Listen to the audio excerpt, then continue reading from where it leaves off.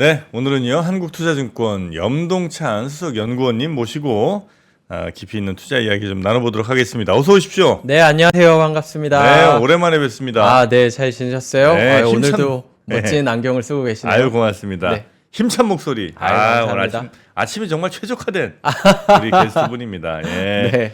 자, 오늘은 어떤 이야기 좀 해주시나요? 네, 요새 많이 물어보시는 것들 내용들이랑 시장에서 좀 생각하는 거랑 제가 다르게 생각하는 내용 위주로 정리를 했는데요. 네. 5월 시장 전망이라고 보시면 될 것 같습니다. 5월의 시장 전망. 네. 매우 밝죠? 네, 저는 좋게 봅니다. 좋게 보고 그래요? 있는데 네. 지금 실적에 대해서 좀 왈가왈부가 좀 있어요. 네. 이게 시장에서는 실적이 떨어질 수도 있다. 그러니까 지금 기대치가 너무 높다라는 거를 걱정하는 것 같은데 네. 저는 그렇게까지 걱정 안 하거든요. 이게 좀 시장에서 생각하는 거랑 제가 생각하는 거랑 좀 다른 얘기인데요. 이 얘기부터 먼저 시작을 드리는 게 좀 좋을 것 같아요. 네. 네, 지금 코스피 200 기준으로요, 올해 영업이익 추정치가 250조 원이 조금 넘습니다. 이 250조 원 정도의 영업이익이 어느 정도 레벨이냐라는 거에 대해서 좀 감이 안 오실 수도 있는데요. 250조요? 네, 한국 주식시장 역사에서요, 영업이익이 200조 원을 넘은 거는 딱 한 번밖에 없습니다. 2021년이었죠. 네. 근데 아시는 것처럼 작년, 재작년 실적 역성장했거든요. 근데 갑자기 이번에 사상 최고치인 250조 원으로 실적이 올라간다라는 것 때문에 지금 시장에서 좀 걱정을 하고 있어요. 해외에서도 금리가 올라가면 당연히 실적 깨지는 거 아니냐. 지금 뭐 소비가 이제 인플레이션 때문에 소비가 안 나오는데 이 실적 나오는 거 맞냐라고 좀 걱정을 하고 있고 네. 만약에 시장이 조정을 받는다면은 이 실적이 하향 조정되는 과정에서 이 주가도 좀 조정을 받을 거다. 만약에 진입을 하겠다면은 주가가 이 실적이 좀 조정되는 상황에 들어가는 게 맞다. 이렇게 생각을 하시는 분들도 좀 있는 것 같아요. 근데 제 생각 같은 경우에는 이 250조 원이 뭐 레벨별로 높은 수준이기는 한데 적어도 올해 하향 조정 가능성은 그렇게 좀 크지 않을 것 같고요. 유지하거나 약간 올라갈 가능성도 생각을 해봐야 된다라고 생각을 하고 있습니다. 지금 자료를 준비했는데요. 이 차트를 보시면은요. 네. 한국 왼쪽에 있는 게 코스피 200 영업이익 데이터입니다. 보시면은 이 실적이 레벨업하는 구간들이 이렇게 있어요. 이렇게 2017년에 보면은 영업이익이 갑자기 늘어나서 한 2년 정도 버티죠. 그리고 2021년 되면은 갑자기 또 이렇게 쭉 올라가서 2년 버티고요. 한번 작년에 그 2023년까지 쉬었다가 2024년, 2025년 보면 갑자기 또 영업이익이 이렇게 쭉 올라갑니다. 2017년, 2021년 그리고 2024년 실적이 갑자기 올라가요. 이때 공통점은 뭐냐라고 하면은 반도체 업황이 굉장히 좋을 때라는 겁니다. 한국 같은 경우에는요, 전체 실적에서 반도체와 IT가 차지하는 비중이 너무 높아요. 그러다 보니까 다른 산업보다 반도체 실적이 잘 나오느냐 안 나오느냐 이거에 따라서 전체 실적이 좀 갈리는 경향이 있습니다. 2017년 같은 경우에는 이게 굉장히 심해가지고요. 전체 실적에서 코스피 200 실적에서 SK 하이닉스, 삼성전자 이 두 개 기업이 뭐 분기 기준으로는 영업이익의 50%를 차지할 때도 있었어요. 굉장하지 않아요? 200개 기업 중에서 두 개 기업이 전체 실적의 50%를 설명할 정도로 굉장히 실적이 잘 나왔던 때라는 거죠. 그만큼 반도체 업황이 좋아지면은 이제 실적이 갑자기 급격히 늘어나서 한 2년 정도 좋고 다시 좀 업황이 안 좋아지면 좀 쉬다가 업황 좋아지면 올라가는 건데 그렇다면은 결국에 올해 실적은 좋아지려면은 한국도 이제 IT 반도체가 좋아진다라는 확신이 있어야 된다라는 거죠. 혹시 최근에 반도체 IT 기업들 실적에 대해서 어떻게 생각하시는지 모르겠는데 어떻게 체감하실지 모르겠는데요. 네. 다른 업종들과 달리 반도체 같은 경우에는 최근에 실적이 굉장히 잘 나오고 있습니다. 특히 AI 수요 견인 혹은 IT 기업들의 데이터 센터 투자 같은 케이펙스 사이클 때문에 지금 전체적으로 실적이 좋았어요. 데이터 센터요? 앞에서 말씀을 하시는데 데이터 센터. AI를 하려면은 결국에는 이 데이터 센터에 그 투자가 필요하고요. 그러다 보니까 여기에 대한 시설 투자를 하면서 반도체 수요도 굉장히 늘어나고 있는 거죠. 지금 보여주신 영업이익 시계열이 이게 전망치예요? 아니면 23년까지는 저기 확정치고 24, 5년은 그냥 전망치예요? 네, 맞습니다. 정확하게 이해하셨어요. 2023년까지는 실제치고요. 네. 2024년과 2025년은 전망치입니다. 아. 정말 과거 패턴대로 이 2017년, 2021년처럼 이익이 한번 이렇게 쭉 올라간다면은 뭐 2024년, 2025년도 뭐 어느 정도 높은 레벨을 유지할 가능성이 높은데 최근 움직임 같은 경우에는 나쁘지 않다 이렇게 말씀을 요건 드려야 이제 될 것 같네요. 전망치를 낼 때 애널리스트 분들이 각 업종 애널리스트 분들이 네네네. 이제 컨센서스 낸 거를 이제 쭉 모아갖고 네, 맞습니다. 합친 거죠. 그렇죠. 자동차는 이만큼 날 거예요. 반도체 네. 이만큼 날 거예요. 이렇게 이제 해서 모은 게 이거인 거죠. 네, 네, 맞습니다. 아 과연 그러니까요. 이게 네. 지금 많이들 생각하시는 게 굉장히 이질적이죠. 이렇게 2년 이렇게 쭉 떨어졌다가 갑자기 이렇게 튀어 오르니까 야, 이거 너무 믿을 수 없는 수치다라고 생각을 하시는 거죠. 네. 근데 시간을 뒤돌려서 생각을 해보시면요. 2017년 같은 경우에도 갑자기 이렇게 올라간다고 혹은 2021년 같은 경우에도 갑자기 실적이 이렇게 올라간다고 라고 생각을 했었는데 실제 실적은 좀 달성을 했었거든요. 그렇기 때문에 저는 지금 시점에서는 뭐 물론 심리적으로는 아 이거 너무 높아 보이는데 라는 걱정을 할 수도 있겠지만 그 내용을 좀 면밀히 뜯어보면은 이 업황 사이클에서 좀 긍정적으로 볼 수 있을 만한 지금 내용이 여기에서 있다? 그럼 이렇게 약간 말씀을 드려요. 한번 반론 한번 제기해 봅니다. 2017년, 18년은 정말 유례 없는 반도체 업황에서도 정말 유례 없는 아유 그렇죠. 어마어마한 슈퍼 사이클이 온 거고요. 네. 그래서 그거는 정말 뭐 그거 말고는 설명할 수 있는 길이 없는 거니까 그렇게 이제 왔죠. 네. 그다음에 이제 그 반도체 슈퍼 사이클 꺼졌죠.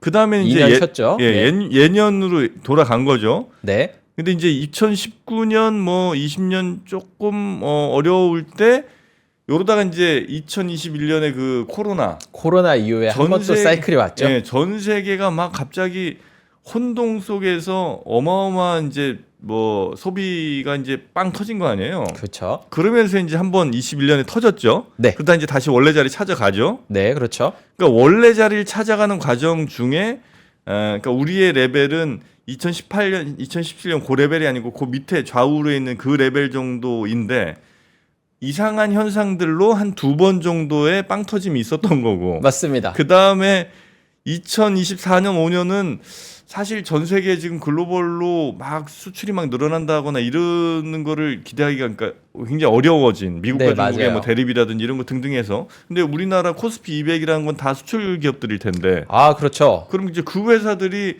잘 될 걸로 기대하는 거는 업종별로는 우리는 잘 될 거야 이런 이유들을 생각할 수 있지만 전체적으로 이렇게 나온다는 거는 이건 불가능이라고 생각이 듭니다. 아, 그렇죠. 이렇게 당연히 지적할 수 있는 적절한 지적이십니다. 예? 자, 이거에 대해서 말씀을 드리면요. 이 150조 원에서 250조 원으로 지금 실적이 올라가는데 예. 거의 뭐 50% 이상 올라가는 거잖아요. 예. 뭐 100조 가까이 올라가는 거니까 예. 이 100조 가까이 50% 이상 올라가는 거를 이렇게 그 분해를 해보면은 절반 이상을 지금 IT가 설명을 하고 있습니다. 네. 실적 자체 레벨은 올라가고 있지만 이 IT 업종이 올라가는 게 이제 2023년에 부진했던 게 이제 좋아지는 게 가장 많이 설명을 하고 있고요. 말씀하셨던 뭐 자동차라든지 소비라든지 수출이라든지 소재라든지 이런 것들 같은 경우에는 개선되기는 하는데 그 효과는 IT에 비해서는 굉장히 미미한 효과가 나타나고 있죠. 네. 결국에는 이익의 레벨 자체는 굉장히 올라가고 있지만 그 네. 내용을 보면은 대부분은 IT 업황 개선 때문에 실적이 개선되는 거를 이 숫자가 반영하고 있다 이렇게 보시면 될 것 같습니다.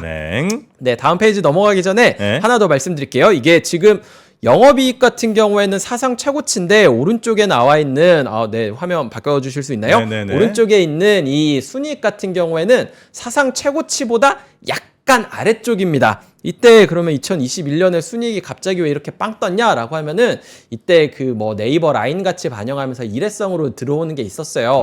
현금 흐름 없는 평가이익 올라가는 게 있어가지고 들어가는 거고 실제 그런 내용을 빼면은 2024년이 순이익도 높은 수준으로 들어오는 게 맞다. 이것까지는 체크드리고 말씀을 네. 드려야 될 것 같네요. 자, 그러면은 최근에 실적 좋아지는 게 정말 믿을만 하냐라고 네네네. 하면은 저는 이제 왼쪽 차트가 굉장히 무서운 모습이라고 생각을 해요. 여기 차트 지금 오른쪽 차트 나와 있는데 왼쪽 차트로 좀 변경해 주시면 감사드리겠습니다. 이게 어떤 얘기냐면요. 삼성전자, 하이닉스가 지난주에 실적을 발표했잖아요. 네. 제가 앞서 영업이익 추정치가 한 250조 원 좀 넘는다고 말씀을 드렸어요. 코스피 200 기준으로. 하이닉스 발표되고 이익 추정치가 한 주 만에 5조 원 이상 향 조정됐습니다.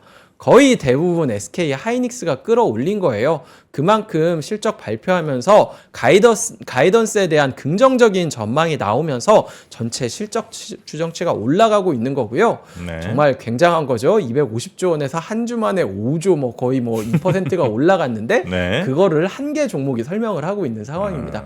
그만큼 전체 실적은 레벨은 높아 보이지만 네. 그 내용을 면밀히 보면은 대형 IT 쪽으로 지금 실적이 상향 조정되고 있다. 이 말씀 드려야 될 것 같습니다. 네. 자, 이제 연간 추정치 데이터들 보면서 제가 하나 말씀을 드려야 될 것 같은데요. 한국 애널리스트들 같은 경우에는요. 이게 논문으로도 있는데 전 세계에서 가장 낙관적으로 추정치를 제시하는 사람들입니다. 한국 애널리스트가 네, 맞습니다. 애널리스트들은 뭐 한국이건 미국이건 다 추정치를 좀 낙관적으로 제시하는 경향이 있는데 네. 한국 애널리스트들이 유독 낙관적으로 추정치를 제시하는 경향이 왜 있습니다. 그래? 그러다 정말 긍정적인 사람들이 많이 모여 있는 게 이제 한국 주식시장이죠. 네. 그러다 보니까 이제 추정치가 어떤 특징을 보이냐면요. 네. 연초에 연간 추정치가 높게 제시되고 연중에는 하향 조정되는 패턴이 계속해서 반복이 돼요. 네. 그러니까 애널리스트들이 연초전에는 올해 이만큼 달성할 겁니다 라고 추정치를 넣지만 실제 달성 가능성은 그렇게 높지 않다라는 거죠. 네. 2011년부터 2013년까지 13번 정도 데이터를 보면은요. 딱 2번 빼고 연초 대비 연말로 이익 추정치가 다 하향 조정됐어요.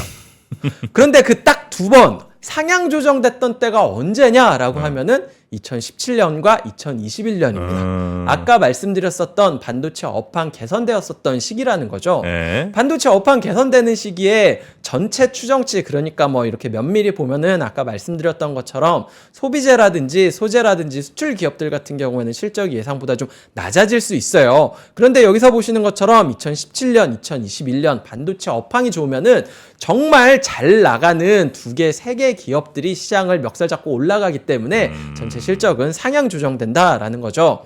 지금 추정치 어떻게 변하고 있느냐, 이 왼쪽에 있는 차트 한번 보여드리면 될 것 같은데요. 네. 지금 추정치 데이터 보시면은 이 회색으로 표시된 게 연초 대비 연말로 이렇게 바뀌는 레인지인데 보면은 이제 하늘색이 평균입니다. 계속 조금씩 내려오죠. 네. 2024년 같은 경우에는 오히려 지금 올라가고 있습니다. 2011년 이후 최대라고 되어 있는 게 2017년이랑 2021년이 합쳐 있긴 한데 지금 그때처럼 좀 상황 자체는 나쁘지 않다. 제가 말씀드리고 싶은 거는 뭐냐면은요. 네. 실적에 대한 레벨이 좀 높고 이거 하향 조정될 가능성 있다라고 이렇게 끊임없이 시장에 나오고 있지만은요. 네. 뭐 미국과 달리 한국 같은 경우에는 이 섹터 구조 자체가 IT 비중이 높고 실적에서 IT 그 비중이 높은데 그 실적 자체가 올라가고 있기 때문에 좀 이익에 대한 걱정은 좀 덜어두셔도 된다라는 말씀을 네네네. 드릴 수가 있을 것 같습니다. 원래는 이제 연초에는 좋게 예상했다가 연말 되면 이제 서서히 현실을 깨닫게 되면서 아, 그렇죠. 맞습니다. 점점 추정치가 밑으로 내려가는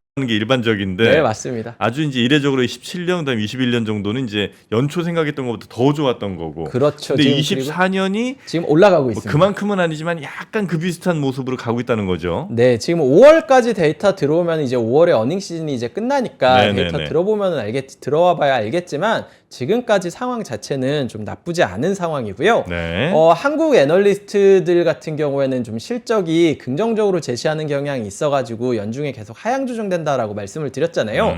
실적에 대해서 하나 더 말씀을 드리면은요, 한국 실적은 굉장히 계절성이 있습니다. 퀀트 입장에서 연간 그 분기 중에 4개 분기 중에 연간 4번 있는 분기 중에 실적을 예상하기 가장 쉬운 때가 언제냐라고 하면은 저는 주저없이 4분기라고 말씀드릴 수 있어요. 4분기 실적은 늘 안 나오거든요. 그러니까 4분기 실적 예상보다 안 나올 겁니다라고 네. 말하면은 10번 중에 9번은 맞습니다. 뭐 한국 같은 경우에는 뭐 자산 상각도 4분기에 보통 하고 네. 비용도 4분기에 떨기 때문에 보통 4분기 실적이 안 나와요. 두 번째로 쉬운 시즌이 언제냐라고 하면 1분기입니다. 왜냐하면은 4분기 실적이 안 나오면서 추정치를 하향 조정하다 보니까 네. 1분기 같은 경우에는 예상보다 실적이 좀 잘 나오는 영향이 있어요. 이거는 언제든 마찬가지입니다. 여기 그림을 준비를 했는데요. 네. 아까 이렇게 연간 추정치 쭉 하향 조정된다라고 말씀드렸잖아요. 예, 예. 잠깐 상향 조정되는 구간이 보통 평균적으로 1분기 어닝 시즌 구간에 나옵니다. 4월과 5월이죠. 네. 이때 같은 경우에는 추정치가 좀 상향 조정되는 경향이 있고요.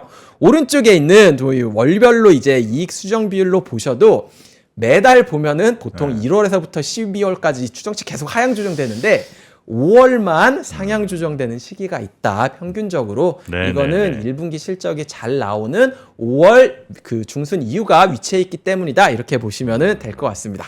그 혹시 이제 지금 상황이 약간 2017년 혹은 21년에 그 빵 좋을 때와 이제 뭐 그만큼은 아니지만 약간 비슷하게 간다는 거잖아요. 네네. 근데 혹시 그렇게 가는 게 예상치 못할 정도로 많이 떠버린 우리 환율 때문은 아니에요? 그러니까 우리 환율이 지금 1,400원 뭐 그러고 있잖아요. 네네네, 맞아요. 그러니까 1,400원 한번 찍었죠. 네, 그러니까 보통 뭐 1,100원, 뭐 1,000몇십 원, 뭐 이 정도 하던 이제 환율이 네네. 1,300원 막 넘어서서 계속 이게 이제 유지가 되니까. 네네, 맞습니다. 그러니까 이익이 이렇게 막 좋아 보이거나 수출이 좀 잘 되는 것처럼 약간의 착시가 좀 있는 건 아닌가. 아, 맞아요. 이제 실적이 한국 같은 경우에는 수출 기업의 비중이 워낙 높잖아요. 네네네네네. 그러다 보니까 이제 그 환율이 올라가면, 그러니까 원화가 약세로 가면은 네. 매출 쪽에서 개선되는 효과는 분명히 있습니다. 네네네. 그런데 이제 2015년 이후에 반도체 업종의 비중이 워낙 늘어났잖아요. 예. 영업이익단으로 가면은 환율이랑 그 영업이익 증가율의 상관성은 좀 많이 낮아져요. 아, 그래요? 왜냐하면은 이제 환율 효과를 보려면은 한국에서 만들어서 이제 해외로 넘어가면서 이제 그 환율 효과를 봐야 되는데 네. 지금 같은 경우에는 해외 공장 비중이 좀 많이 늘어났기 때문에 특히 반도체 같은 경우에는 이 과거에 비해서는 매출액은 영향을 줄 수 있겠지만 영업이익 단위까지 가면은 약간 좀 상관성이 아, 떨어진다라고 말씀을 드릴 수 있을 것 같아요. 네. 결론적으로 말씀드리면은 네. 환율 올라간 거 영향을 주는 거는 맞습니다. 근데 좀 2011년 이전에 비해서는 지금 좀 상관성이 좀 떨어져 있다? 이거 말씀을 드려야 될 것 네. 같아요. 환율 말씀하셨으니까 제가 준비한 내용 중에 수급 내용 같이 말씀드리도록 하겠습니다. 네네. 어떤 거냐면은요. 외국인 수급 같은 경우에는 가장 많이 영향을 미치는 게 그 환율이 그 중요한 요인 중에 하나인데요. 당연히 원달러 환율이 올라가 있으니까 야, 여기서 외국인 수급 더 못 들어오는 거 아니냐 이런 걱정을 많이 하시거든요. 환율에 대해서 말씀을 드리면은요, 외국인은 환율의 레벨이 중요한 게 아니라 방향성이 중요합니다.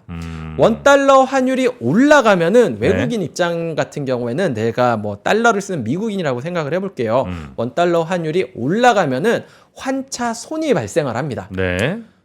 반대로 원달러 환율이 내려가면은 강세 통화의 자산을 가지고 있으면 환차 이익이 발생한다고 생각을 하시면 돼요. 네. 원달러 환율이 내려가면은 환차 이익이 발생을 하겠죠.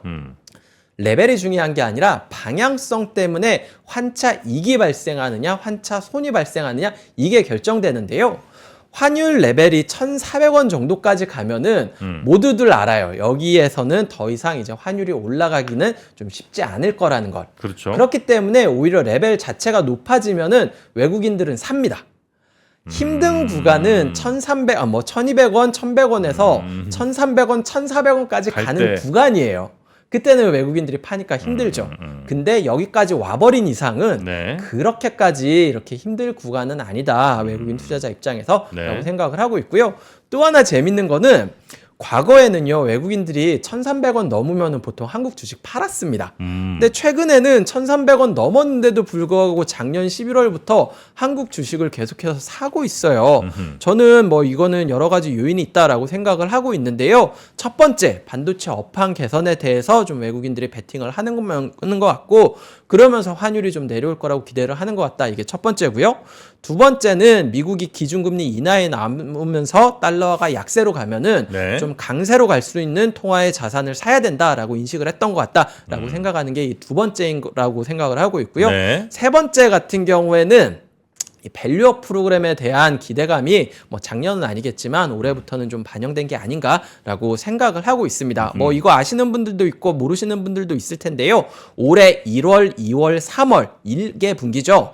올해 1분기 외국인 순매수 대금이요. 대한민국 역사상 가장 많은 규모였습니다. 그랬다면서요? 그만큼 네. 1분기에 외국인들이 굉장히 많이 샀어요. 환율 레벨로만 보면 사실 납득하기가 어렵죠. 1,400원 찍고 잠깐 내려오기가 하는 그 환율로 가는 구간에 외국인이 샀는데 이 환율을 넘어서는 펀더멘털의 개선에 대한 기대감이라든지 이 정책 기대감이 좀 반영된 게 아닌가라고 판단을 하고 있습니다. 네. 네, 잠깐 그 수급 얘기를 드리긴 했는데 환율 얘기가 나와서요. 다시 원래 나오던 밸류에이션에 대한 얘기로 말씀을 드리도록 하겠습니다. 네. 자, 실적이랑 밸류에이션 얘기를 드릴 건데요. 저희 같은 경우에는 실적이 개선되면 밸류에이션이 프리미엄을 받는다라고 생각을 하잖아요.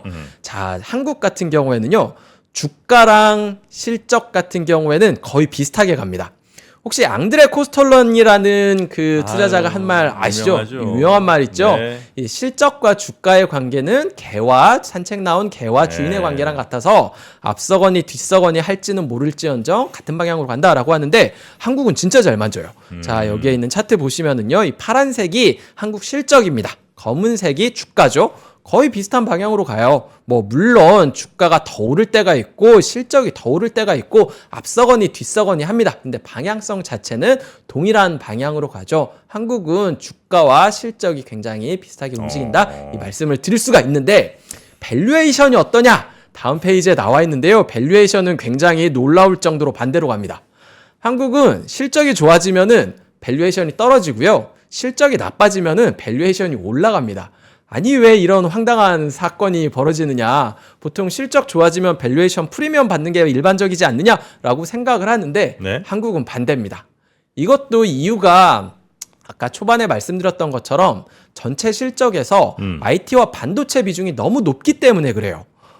이게 왜 그러냐면요. IT, 반도체 실적 호황이면 좋아지기는 하는데 2년 좋고 다시 불황 오고 이렇게 사이클 좀 떨어지고 이거를 다 알고 있어요. 네. 그렇기 때문에 실적이 좋아져도 주가가 오르기는 하지만 실적 개선되는 만큼은 올라가지 않아요.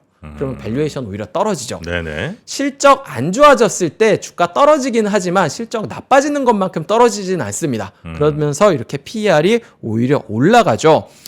그 업황 안 좋았었던 2023년 초, 작년 초였죠. 한국 PER 14배까지 갔었어요.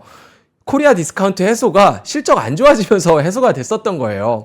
그만큼 굉장히 이상한 현상이 나타나는데 이거는 한국의 반도체 업종 비중이 너무 높고 이 반도체 사이클이 그렇게 길지 않기 때문에 좀 밸류에이션 원론적인 내용과는 좀 다른 얘기다 이렇게 말씀을 드려야 될 것 같아요. 미국 네. 같은 경우에는 그렇지 않죠. 실적 올라가면은 밸류에이션 올라가고 실적 떨어지면 밸류에이션 내려가는데 한국은 거꾸로 가고 있습니다. 산업 구조에 대한 이슈가 있기 때문이다. 이 얘기를 말씀을 드리고 있고요. 네. 이 얘기를 왜 드렸냐면은요. 만약에 한국의 밸류에이션이 이런 문제를 좀 해결을 하려면은 저는 좀 정책적인 지원이 필요해야 될 것 같다라고 생각을 하고 있고요. 실적의 힘으로 밸류에이션 개선이 아니라 밸류업 프로그램 같은 뭐 정책적인 힘이 좀 더해져야지 밸류에이션 디스카운트는 좀 해소될 거다. 이렇게 판단을 하고 있습니다. 네. 네, 하나 더 이제 그 말씀을 드리면은요, 뭐 종합적으로 뭐 결론적으로 이렇게 말씀을 드리면은 최근에 대형주 위주로 실적 추정치가 올라가고 있고요. 그 다음에 외국인들 같은 경우에도 대형주 위주로 순매수를 하고 있습니다. 그 이유를 이렇게 보면은 아까 말씀드렸었던 내용에서 연장선상에서 생각을 해야 될 것 같아요. 네. 실적 개선을 이끄는 업종 자체가 시가총액 1, 2위인 삼성전자와 SK 하이닉스입니다. 이쪽이 업황이 너무 좋아가지고 실적을 끌어올리고 있어요. 네. 외국인들도 당연히 실적 올라가고 이렇게 환율 효과 보려면은 대형주 사야 되니까 뭐 현대차 같은 경우도 있겠지만 현대차나 LG 에너지 솔루션 같은 경우도 있겠지만 아무래도 실적 좋아지는 삼성전자, SK 하이닉스 위주로 삽니다. 이러한 현상 같은 경우에는 저는 5월 달에도 이어질 거라고 생각을 하고 있고요. 네. 좀 더 가면은 적어도 하반기까지는 이런 모습이 나타날 거라고 생각을 하고 있어요. 그러면은 외국인 사고 대형주 위주로 실적 개선된다라고 하면은 대응은 대형주 위주로 해야 됩니다. 어떻게 보면은 개별 투자자, 액티브 투자자들 입장에서는 그렇게 재미없는 장이 될 수도 있어요. 이게 왜 재미없냐면은요. 2017년에요. 삼성전자가 시장을 끌고 올라갈 때 개만 같죠. 정말 힘들었어요. 개인 투자자들 정말 힘들었어요. 왜냐하면은 코스피 200 종목 중에서 200개 종목이 있잖아요. 코스피 200 인덱스 수익률을 넘어서는 종목이 저희는 한 100개는 이기고 100개는 질 거라고 생각하잖아요. 그 당시에 60개가 이기고 140개가 졌어요. 그러니까 제가 시장을 이기려면은 100개 중에 아니라 절반 중에 선택하는 게 아니라 60개, 30% 중에서 선택을 해야 되는 거예요. 그러니까 그만큼 대응하기는 어렵고 그만큼 시장은 올라가는데 저는 수익률이 안 좋고 이런 이 심리적인 압박을 느끼는 사람들이 굉장히 많았습니다. 네네네. 대형주 시장에서 나타나는 특징이에요. 그런데 지금 상황이 2017년이랑 좀 비슷하게 갈 상황, 그 가능성이 있어 보이기 때문에 그거에 맞는 대응이 필요하다 이렇게 말씀을 드리고 있고요. 또 하나는 뭐냐면은요. 아까 인덱스 수익률을 개별 주식이 따라가지 못하면 어떤 현상이 나타나냐면은 네. 패시브 펀드 그러니까 ETF를 사는 게 개별 종목을 하는 것보다 더 나은 선택이 됩니다. 아까 말씀드렸던 것처럼 코스피 200 종목 중에서 코스피 200 지수 이기는 게 60개면은 그냥 코스피 200 ETF 사는 게 나아요. 그렇죠, 그렇죠. 당연한 거죠. 네. 그렇기 때문에 이제 대형주 위주의 시장이 될 거다라고 예상하는 시점에서는 패시브 펀드 사시는 게 낫다 이렇게 말씀을 드리고 아니 있습니다. 그냥 삼성전자 하이닉스 사는 게 낫나요?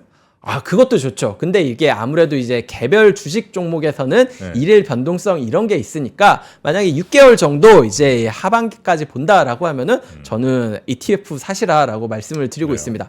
제일 선호하는 거는 저는 이제 아이디어 같은 경우에는 그래가지고 세 가지로 정리를 하고 있어요. 첫 네. 번째 업종 전략 쪽에서는 반도체 사셔야 됩니다. 네. IT, 특히 삼성전자, 하이닉스 재미없어 보인다고 느끼실 수는 있겠지만 지금 사이클 왔을 때는 이제 대형주 이렇게 사시는 게 더 나을 것 같습니다. 이렇게 첫 번째로 말씀을 드리고 있고요. 두 번째로 말씀드리고 있는 거는 업종 중에서 밸류업 프로그램에 대해서 좀 많이 실망을 하시는 분들도 있는 것 같은데 저 같은 경우에는 이 방향성 자체는 계속 봐야 된다라고 생각을 하고 있거든요. 그렇다면은 그 방향성에서 수혜를 볼 수 있는 업종이 뭐가 있느냐라고 하면은 저는 금융업종 역시 재미없을 수 있겠지만 네. 긍정적으로 보고 있다 이렇게 말씀을 드리고 있고요. 펀드를 하신다면은 액티브 펀드, 패시브 펀드 있을 때 올해 같은 경우에는 패시브 펀드가 더 양호한 수익률을 낼 겁니다. ETF라든지 인덱스 펀드가 더 좋을 겁니다. 이렇게 말씀을 드리고 있습니다. 네. 인덱스. 네. 아, 그러면 이제 지금 이제 그게 5월의 투자 전략인 거예요? 아니면 5월 이후 쭉 네, 이어지는 투자? 5월부터 저는 하반기까지 투자 하반기까지. 전략이라고 보고 있어요. 네. 이게 그 셀인메이라는 말이 있잖아요. 네네네네. 그 말이 왜 나오냐면은 1년 중에서 뭐 11월부터 4월까지가 성과가 제일 좋고 5월부터 10월까지는 성과가 안 좋아가지고 그 6개월 동안 주식을 하지 말아야 되니까 5월에는 팔아라 이런 얘기를 하거든요.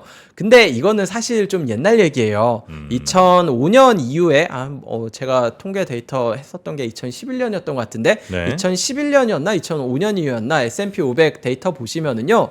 뭐 5월부터 10월 수익률도 플러스 확률이 지금은 한 80% 정도 됩니다. 네. 예전에 비해서는 이 계절성이 좀 많이 떨어져 있는 상황입니다.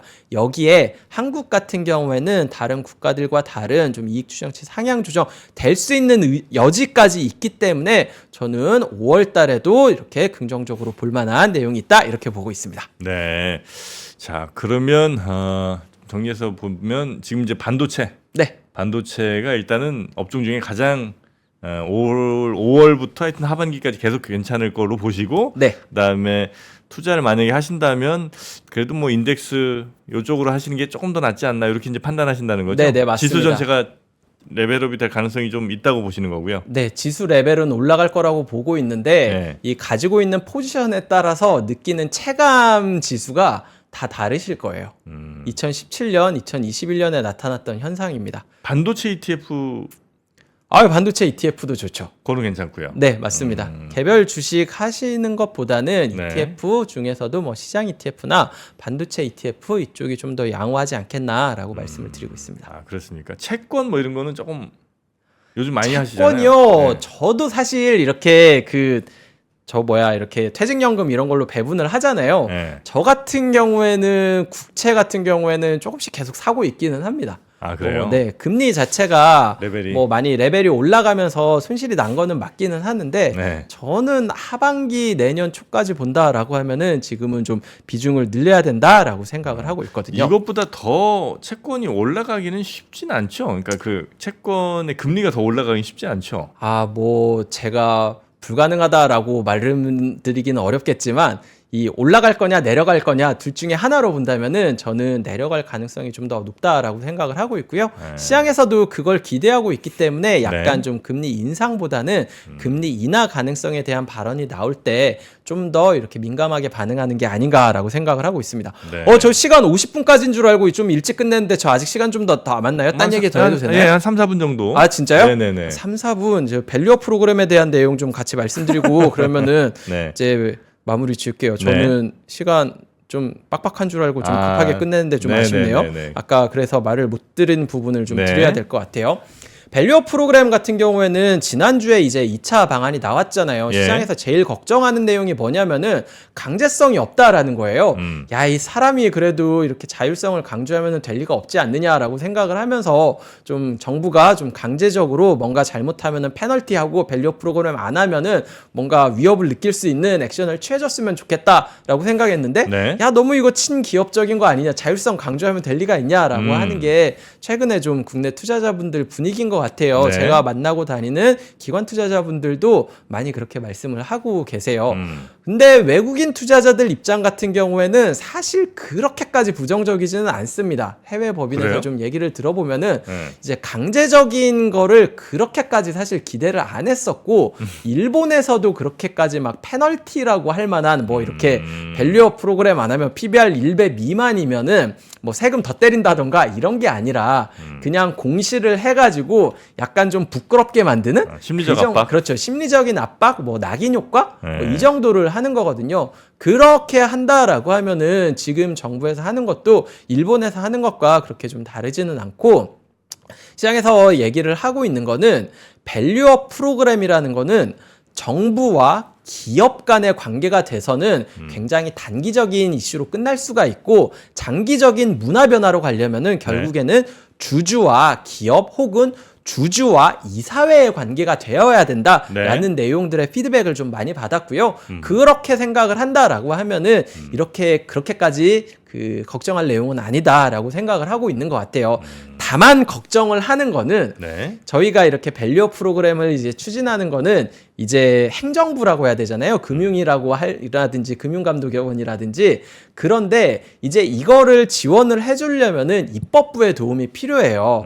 그런데 이제 총선 이후에 이게 어떻게 될지 여당과 야당이 이렇게 좀 이렇게 갈리면서 네. 이제 좀 방향성 자체가 이거는 좀 모호해진 것 같다라는 의견은 4월 중순 이후에 좀 피드백은 좀 받기는 했었어요. 네. 그래가지고 근데 뭐 결론적으로 말씀을 드리면은 4월 초까지 기대했었던 입법부와 행정부가 하나가 되어가지고 밸류업 프로그램을 진행하는 거에 대해서는 힘이 약해지는 거는 맞다. 하지만 그 힘이 약해지는 게 강제성이 없었기 때문에 실망스러운 거는 아니고 그냥 행정부의 힘만으로 밀어붙이는 거에 대해서는 한계가 있기 때문에 좀 실망스러운 것 같다라고 평가를 하고 있고요. 네. 입법부에서도 뭔가 이렇게 뭐 서로의 입장이 있잖아요. 자기 당들의 그 입장을 거스르지 않는 한에서는 한국 기업들의 가치가 올라가는 거는 여당이건 야당이건 제 생각에는 반대할 이유가 없어요. 그렇죠. 네. 그거에 맞춰서는 그 당론에 맞춰서 좀 지원을 하는 입법부의 지원이 있다면은 좀 더 긍정적으로 변할 수 있지 않을까라고 판단을 하고 있습니다. 네. 밸류업 프로그램 뭐 개별 투자자분들,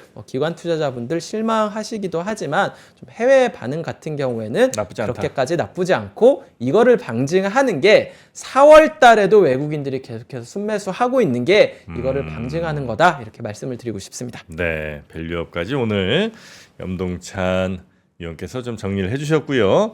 자, 그럼 저는 좀 대형주 반도체 혹은 지수, 반도체 ETF 이런 쪽으로 한번 관심 있게 살펴보고 차분히 한번 또 투자 계획 세워보도록 하겠습니다. 자, 오늘 함께해 주신 한국투자증권 염동찬 수석연구원님 고생 많으셨고요. 다음 기회에 뵙겠습니다. 고맙습니다. 네, 감사합니다.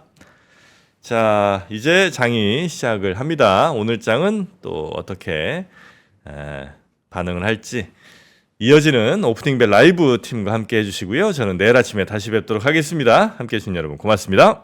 투자 마스터들의 세심한 케어로 건강한 투자 습관을 만드세요. 6월 가격 인상 전 마지막 구독료 할인 혜택도 놓치지 마세요.